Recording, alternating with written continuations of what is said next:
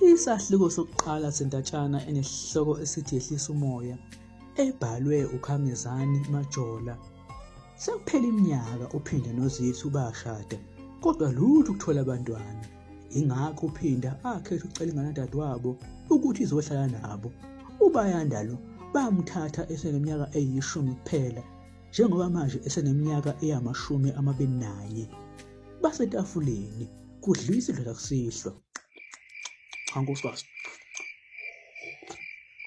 Hayi cha sekuzwakele nkosikazi, hayi siyabonga sedlile. Oh baba hayi kulungile-ke. Ake ngizama ukuthi ngiqoqe izitshalo nami njengamanje baba. Oh kancane nje nkosikazi. Ake uhlale phansi kancane ngisithi nqampo. Oh hayi kulungile baba. Mndeni wami ngoba nazi ukuthi kusasa ngiyahamba ngiyosebenzela le koNorth West. Ngiyacela ukuthi niyiphathe kahle mndeni wami. Hawu khulileka myeni wami sizoyiphatha kahle. Konje baba wathi uzobuya nini? Oh hayi ngiyohlala inyanga yonke eNorth West. Ngiyoze ngibuye mangabe isiqanyanga elandelayo. Bayanda mshana.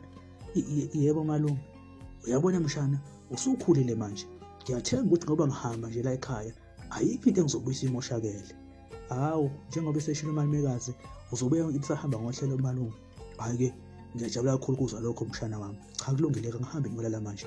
Kusile phela kusasa. Hayi nami ngiyesaba baba hayi.